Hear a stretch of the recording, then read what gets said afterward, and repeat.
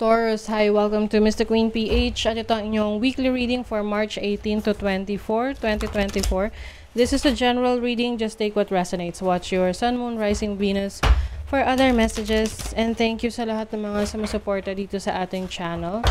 Just a reminder, gamitin nyo lamang ang reading na to bilang gabay. Pa-follow, like ang ating Facebook at TikTok. Lahat po yan Mr. Queen PH. Like, share, subscribe, turn on post notifications para lagi kayong updated sa ating mga readings. And please check out my Shopee. Available ang mga protection and prosperity items, bracelets, zodiac sign bracelets, and many more. Link on the description. At kung kayo interesado sa private reading, meron tayong 30% discount hanggang March 20, 2024. Yung link kung paano makapag-book ay nasa description at sa pinned comment. Okay, Taurus, let's see what's up with you this week. Okay.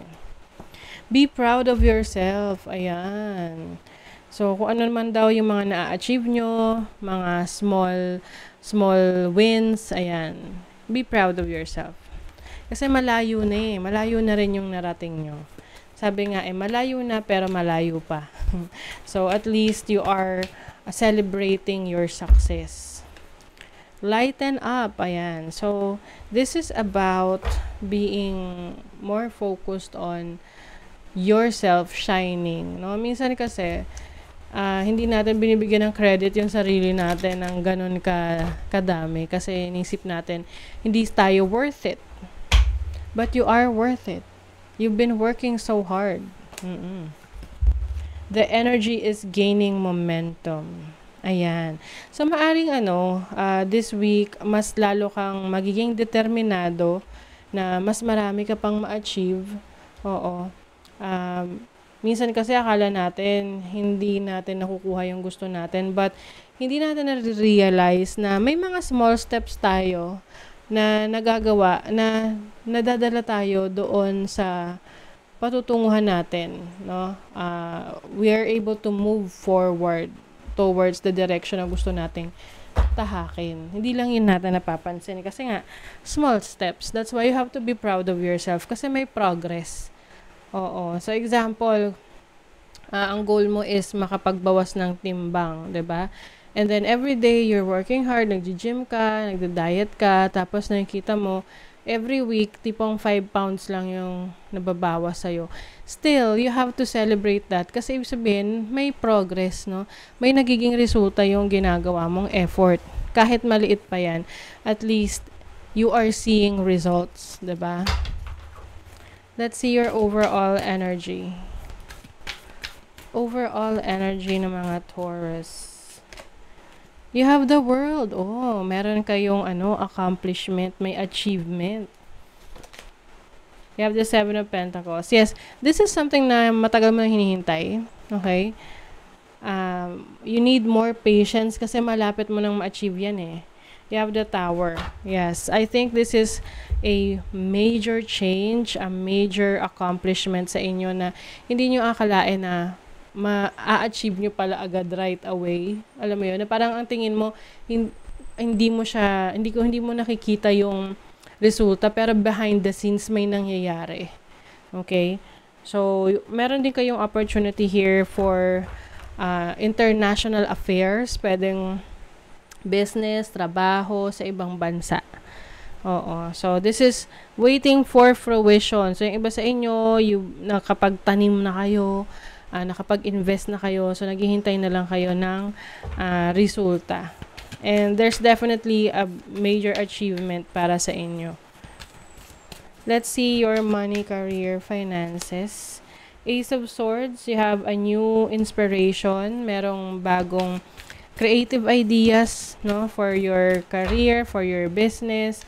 Kung kayo naghihintay ng update or message galing sa mga in-applyan nyo or mga ka-deal ninyo sa negosyo, ayan, meron ng update yan this week. You also have the Knight of Swords.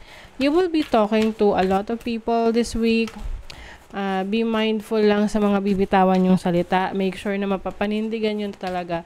And also, maari ring merong ma-offend, merong kayong ma-offend na person sa bibitawan yung salita. So, you have to be very careful. Especially sa trabaho.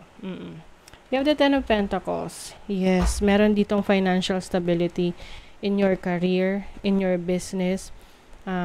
Things are growing for you, no? Yung iba sa inyo talaga, na meron kayong ma-achieve pagdating sa trabaho, sa career, na matagal nyo nang minamanifest, matagal nyo nang hinihintay na mangyari. And this is going to happen this week. Yung iba, maaring meron kayong inheritance na makukuha or matutuklasan nyo na meron pala kayong minana from your lolo, lola, parents. Let's see, ano pa? Kuha tayo ng oracle cards. And I also see you building a legacy. Kung ano man tong business, trabaho, career na ginagawa mo ngayon, meron tong solid foundation na kung saan pwede mong ipamana sa yung mga anak or sa mga susunod na generation sa family ninyo. Oo, especially kung ito ay isang business. Okay. So, pagdating sa trabaho, baka meron kayong magawang pagkakamali, no? So, that's why you have to review yung mga actions ninyo, yung mga decisions ninyo. Kasi baka meron kayong ma-miss out. Kahit simpleng meeting lang yan na nakalimutan nyo, pwedeng makaapekto yan sa trabaho nyo, sa business nyo, sa career ninyo. And merong gift na parating, oh. Oo, some cash or kind. And also, I see this as yung regalo sa'yo ng universe ni God, ng talento at abilities na maaring meron kang kailangang i-explore na talents, abilities, skills mo na pwede mo ring i-monetize, pwede mong pagkakitaan. Let's see your love life. Three of Pentacles. You have the Ten of Cups and the Seven of Swords. Oh, okay. Maaring not for everyone, no? Pwedeng meron kang kasama or kakonek na pwedeng nagpapanggap na kaibigan or maganda yung intention sa'yo, pero eventually, hindi pala. Yung, pwedeng manipulator. Oo. Yung iba, dinadaan sa pagiging close sa family mo or sa mga taong mahal mo. Like, for example, meron kang bagong romantic partner, tapos, pabibo agad siya, ang bait-bait niya agad, and then, even sa family and friends mo, nakukuha niya agad yung loob nila. So, be careful with that person. Of course, pag naisip mo, ang galing nga kasi napaamo niya agad yung parents mo or yung mga kaibigan mo, gusto siya. Pero, pwedeng expert na kasi siya dyan, no? So, you have to be careful. And, even sa friendship, no? Pwede kasing meron ditong friend na nagpapanggap na friend, but eventually, merong hidden agenda. So, you also have energy ng twin flame. So, ito yung, intense soul connection. So, yung iba sa inyo, kung meron kayong kakonect ngayon na marami kayong interest na halos pareho kayo. Maraming similarities na mga bagay na gusto ninyo. Possible this is your romantic soulmate. And also, yung iba naman sa inyo, if you're single, I think you're going to focus more on yourself. Taking care of yourself. Being more attractive, no? Kumbaga, i-develop mo pa kung ano pa yung pwede mong i-improve sa sarili mo, sa physical appearance mo, sa styling mo.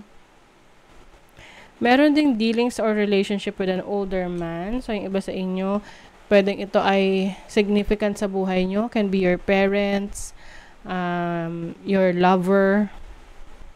Meron ka raw kailangan mo raw ipagtanggol yung sarili mo.